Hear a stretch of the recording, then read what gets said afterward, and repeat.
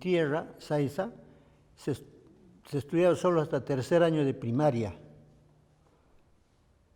Y como no había dónde estudiar, un buen día, sobre todo mi madre, Elisa Guamaní, decide sacarnos a Nazca. Entonces todos llegamos a Nazca a estudiar, excepto mi hermano Eloy, que se quedó algunos años más.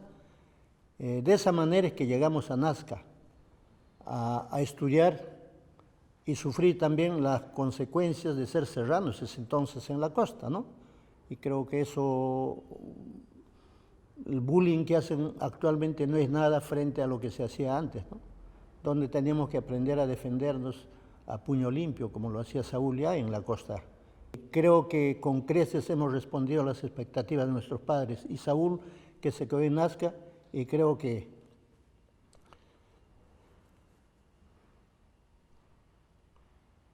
es el que más sobresalió en la comprensión de los problemas sociales, los problemas políticos de este país. Por eso estamos acá.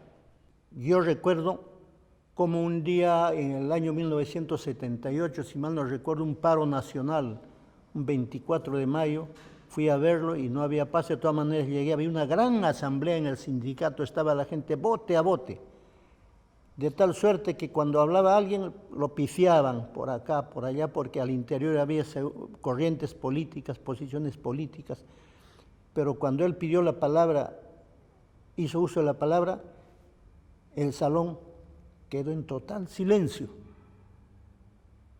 Todo el mundo, como dice, paró la oreja y habló tan preciso, con un lenguaje demasiado sencillo, y creo que en ese momento para mis adentros surgía un líder sindical. Pero nunca pensé que iba a asumir la conducción de una de las federaciones más importantes del país. Pensar que tenía no solo un hermano de sangre, sino un hermano también de ideales. Ese día realmente me sentí muy, muy alegre, muy satisfecho, creo que hasta derramé unas lágrimas, porque yo le veía distinto. Su comportamiento había cambiado totalmente y él veía el problema mucho más lejos, que incluso que yo había leído seguramente bastante, pero él veía mucho más lejos. Y eso fue la sensación que sentí en ese momento.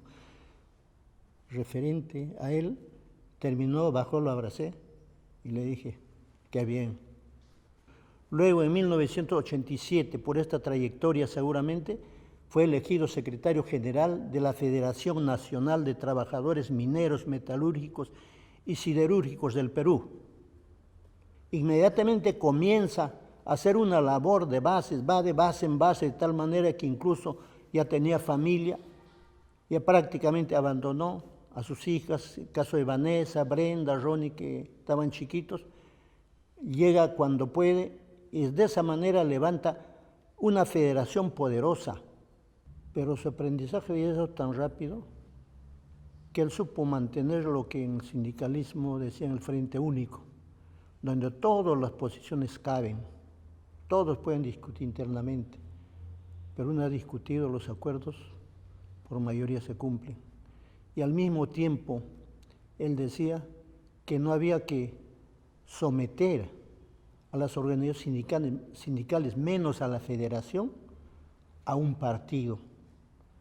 Bueno, como consecuencia de todo este trabajo, en el mayo de 1988 presenta el pliego nacional minero a las empresas y al Estado, es decir, al gobierno.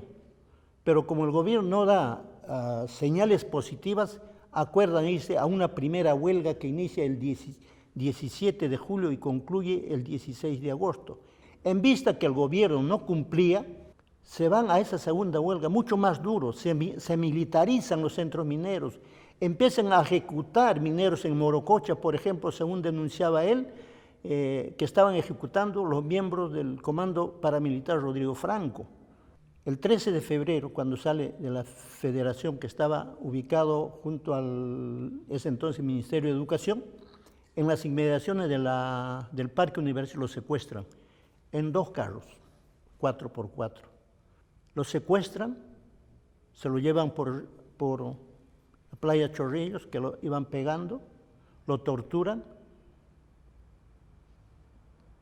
y su cadáver lo arrojan en la explanada del Parque Huiracocha.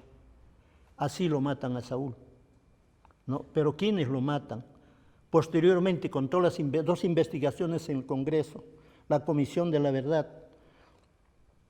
la Corte Interamericana de Derechos Humanos y las últimas investigaciones, todos llegan a un punto común: Comando Paramilitar Rodrigo Franco. Eso le costó la vida a mi hermano Saúl Cantoral Guamaní. Va creciendo esta indignación de haber asesinado a un hombre que nada les hizo. Lo único que hizo es defender a los trabajadores en concordancia con las normas, con las leyes del país y los convenios internacionales. En la plaza de Nazca no cabía una aguja. Lo enterramos a las 7 de la noche. Y hasta hoy.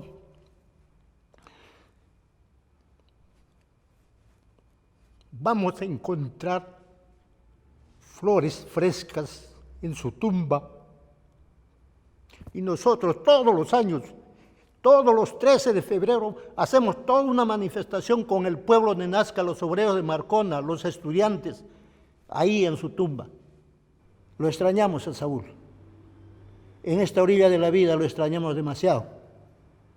Esperamos que en algún momento se haga justicia, que los criminales, por lo menos siquiera vayan un día a la cárcel, porque nos quitaron un hombre que no les hizo nada,